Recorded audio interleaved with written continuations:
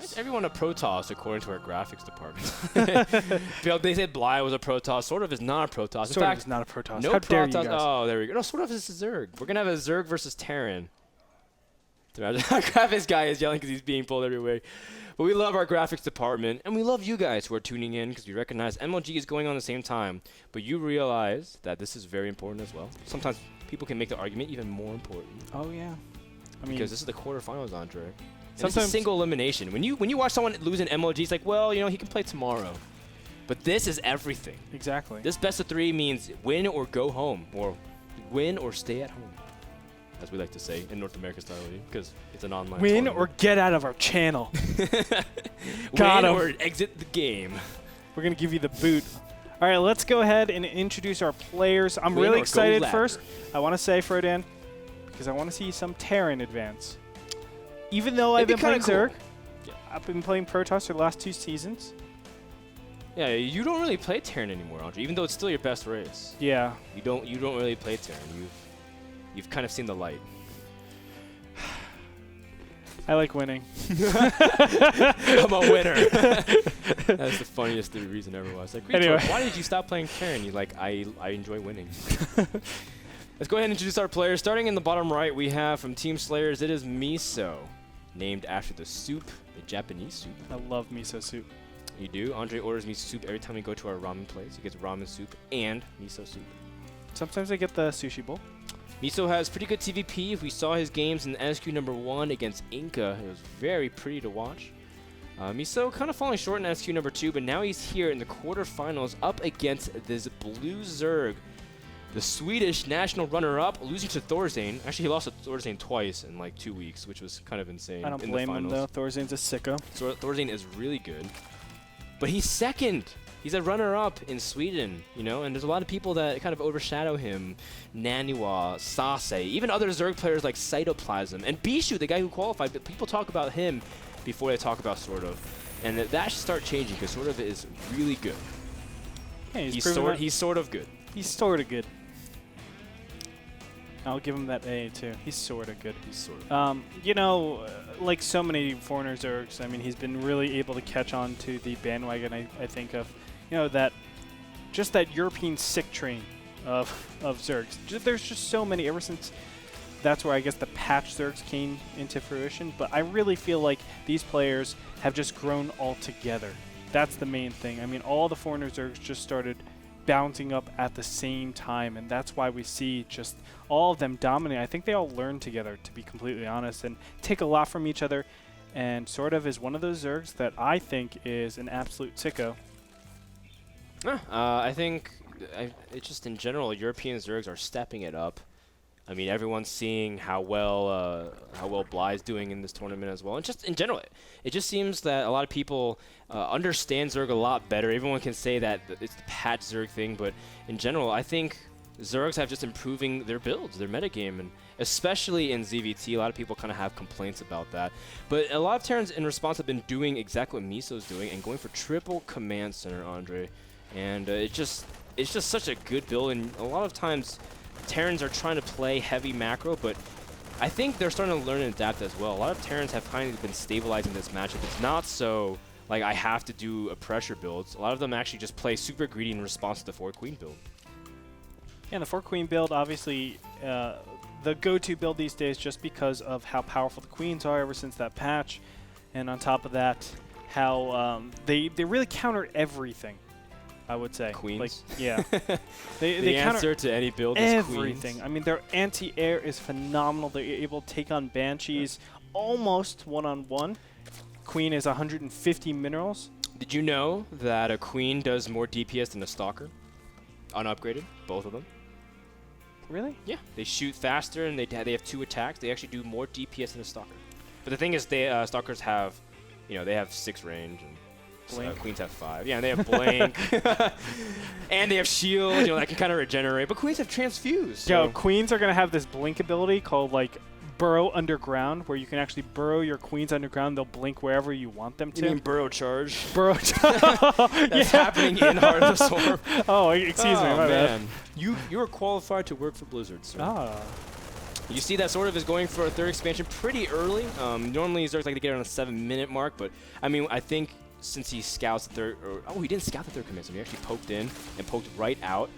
But I mean, he can suspect some things. Like a couple things is Terran should have Hellions at a certain time on the map, and it's going to be a little bit delayed, and you can kind of deduce those things. But at the same time, I like Miso's build a lot. He's been on a low gas count, going for double engineered blade, going very greedy in general. But we want to see where he transitions from here. Does he add more barracks and go for like a marine tank style? Does he go mass mech from this point on? Which anything is possible depending on how he chooses to transition. Yeah, I think we're obviously going to see a ton of barracks actually be put down pretty soon. The double engineering bay, that's what gave it away. I was on the same fence as you. I was wondering where he's going to go with this because a lot of people... Your replay's a lot farther along. Oh, sorry. A lot of people have actually been starting out going bio and then switching to mech and vice versa as well. Oh, and yeah. It's been messing up with the Zergs that don't actually scout continuously.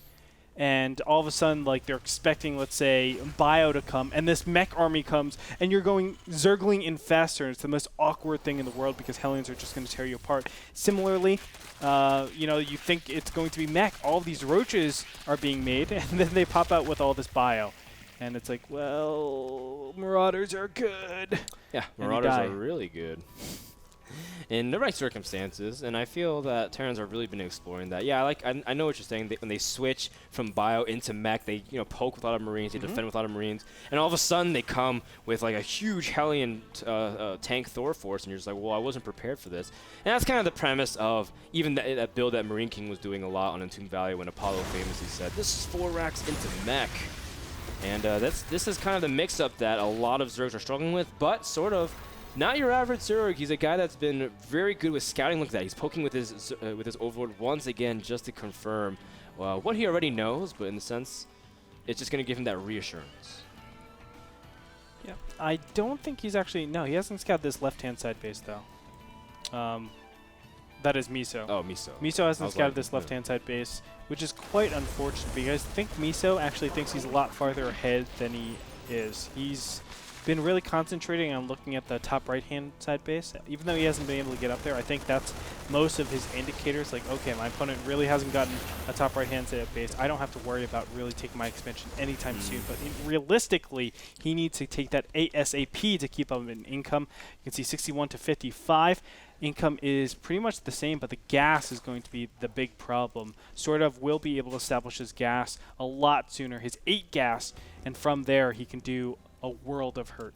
Yeah, his upgrades are a little bit behind Terran's. He's 1-1 just finished up, but he'll be able to start a lot earlier as well because at this point Miso is just playing very, very, very unit heavy at this point, just trying to pump out a lot of units and up his production.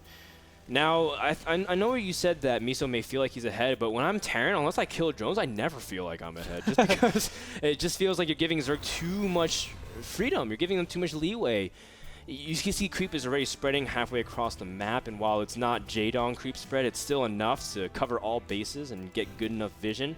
Sortof also scouted everything. He even sees the third timing with the orbital command. And now he also has a hive that's going to start in just a second. So I think Sortof's in a really good position. He just has to deal with these Marine Hellions.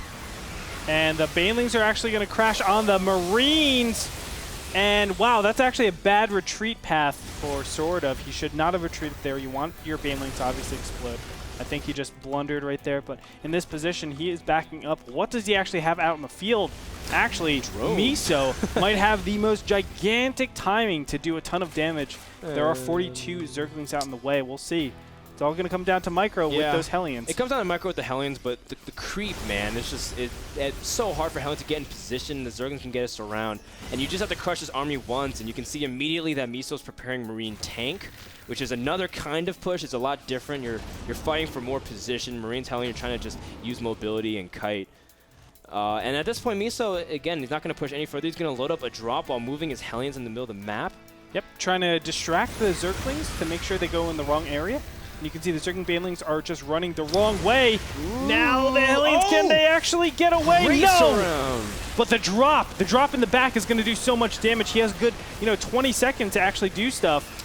Maybe less than that. Really. Sortof immediately me. catches them with a fungal, and only 5 drones has been lost. Sortof still sitting at 81 drones.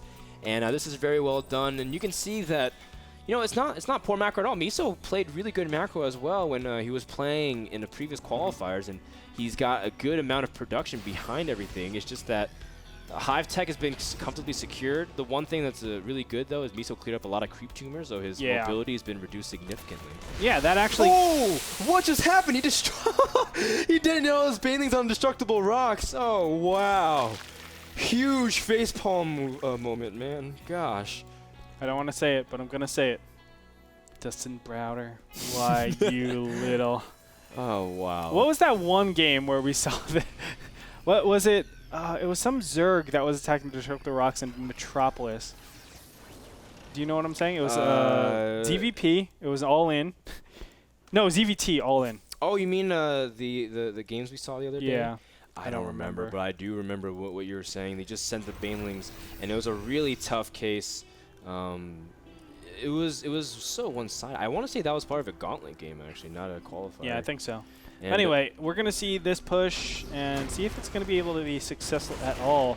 As you can see, this one medevac in the top left-hand corner does scout out that base, but he needs to siege up immediately. Oh, he's and not in position, God! Oh, the tanks get almost no shots in.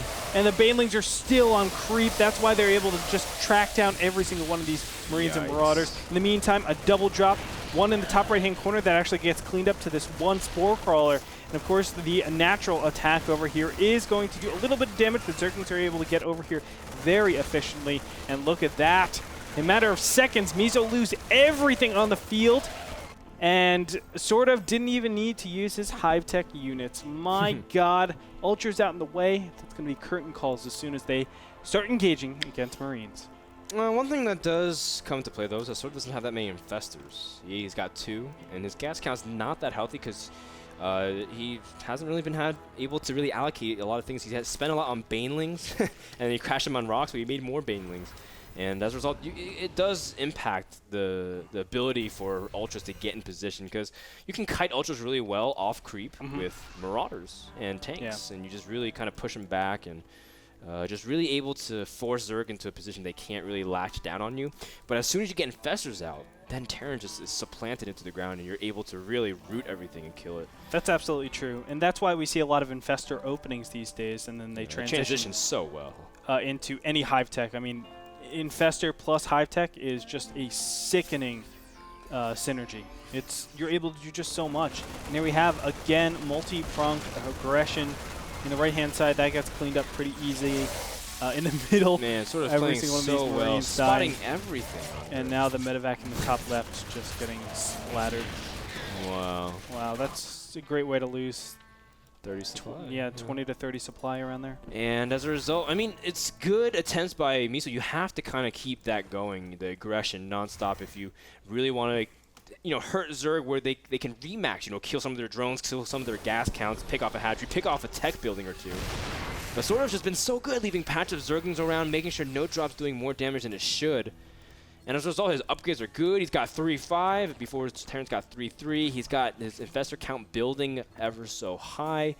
And at this point, it's just going to be so hard for Miso to kind of push into Zerg because he's got such a good position. The only thing is that I guess at this point, Sortof can kind of be extending his creep a little bit farther forward. But, I mean, Sortof is just playing so well. Yeah, I mean, even that creep spread is going to be a luxury for him. And I think he's in the best possible position. And here we go, the big attack. A little bit off. He's very much off creep. The Infestors do like the Marines, though! Yikes, that hurts a lot. The Marines are going to drop very rapid succession. And, of course, one Ultralish drops, but at this point, Sortof can kind of remake units very quickly. He does have 5 bases. That last battle, the Zerglings being sent first is actually terribly incorrect. You want to keep your Zerglings alive because they do an astonishing amount of damage. And that's how you actually are able to just crumble any form of Terran pushes. And here we have, oh, wow. That is the most medevacs. Beautiful fungal ever. Please continuation. Oh, he's going to kill the ability for the Marines to stim. One more. It doesn't even matter, though, because the medevacs are running backwards. The Ultras now getting into the fight, and all the tanks are neatly lined up for an Ultralisk hug. And this is disgusting. Oh, wow. That is, oh, man, watching clumped up tanks like that is It is. It's like NFL players going against Pee Wee football, man. Just the big ultralists against these tanks that are all. Come here. Yeah, dude, that is so sad for them. And from here, I really feel like Miso doesn't have many options. The Broodlord switch is already being prepared. Sortof is doing everything absolutely right. And you know, what can Miso actually do? Well, he needs to keep up the pressure, but I think, yeah, he's just going to trade off his ultras. He doesn't give a crap about them. He's going to say, yeah, you can take them. If they die, it's like, whatever. And because then I'm remaxing in Broodlords, and you will have no chance. You're going nowhere. You're going nowhere. But we'll see whether or not if Sortof's able to crack Protoss. Some Zergs just try to siege with the Broodlords, force them out of position, and they kind of use the Ultras to kind of zone off any of the Marines really trying to pressure it. And as long as you keep the Vikings off your army, then there's almost really nothing that Terran can do in responses until they get things like Ravens and Ghosts out. Exactly. But I mean, Miso is so far out from it. In fact, Miso is one of those players that kind of stays on Marine tank for a little bit too long. Yeah, that's what was downfall last time. Don't get me wrong, we've seen success with this style a couple of times. I think the STC did this pretty successfully. I want to use that word a little bit lightly against Dark. But Dark ultimately did take that series once he realized, oh, with STC, you do not go any form of late game units. And once you build that Infestor and Broodlord army, Andre it's actually very powerful. Oh, okay. The Marines did a massive stim, and I wasn't sure. Oh no! Oh no! Oh no! Oh, it is a plague. You can see all of those units are in the deep red, and they can no longer stem another fungal. Oh, but he man, wanted to get that hurts. continuation fungal. In the meantime, this Planetary Fortress, it's still kicking, man. Yeah. It's very much game repair, but for a long time, these 5 Broodlords are just kind of draining Terran's money at this point. But you know, it'd be a lot better if he had +2 building armor. Then he wouldn't take nearly as much damage from those 3/3 units. But he had +1 range. You could shoot those Broodlings as soon as they come out. Exactly. How sick would that be if you actually have so much DPS that you can shoot the Broodlings out of the air? Yeah, like you're killing it before it even lands. Exactly. Like carriers, like interceptors. So it doesn't even do damage. That'd be a sick nerf to Broodlords. Oh man. my like god. You can kill Broodlings on the way down. But look at this. Marauders are pressuring, killing off the or trying to really kill the Marauders. This is very good control from Miso now that he has good position, but I don't like when he mass on siege. It's just so dangerous, and it's if any time Zerg pushes in, especially if you clump up your tanks, especially if they're out in front. Wow. Man, so scary. That was scary. This 5th base is actually going to be taken out here. Great job, I think, done by our Terran player over here, Miso. Man, these Broodlords are just so ineffective at this base. They've been repaired. Yeah. This planetary's been repaired for so long. Sort of just left the AFK. If you imagine he had Broodlords pushing the Marines and tanks back because there's no Vikings.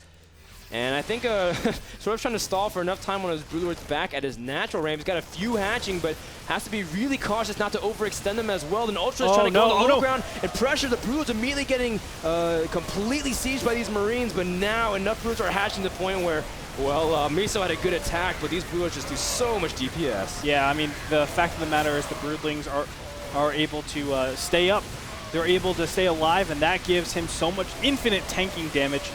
And from here, every single one of these siege tanks and Marauders will actually be kind of lifted. So this nice is good, though. Effort done over here. But this is the last mining base for Miso. That's important to note. Oh, yeah.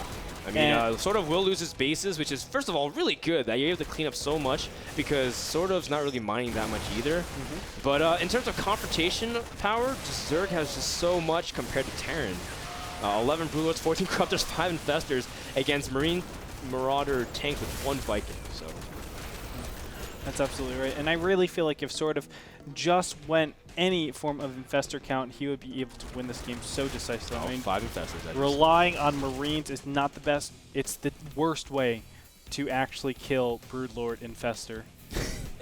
We talked about this time and time again. 300? Are you freaking kidding me? Oh man. Oh my god. That is really funny, man. Because it's gonna be a sad day when this Planetary Fortress dies. Well, let's go ahead and go in over under how many kills this Planetary will have. Oh, it's gonna go up to 372.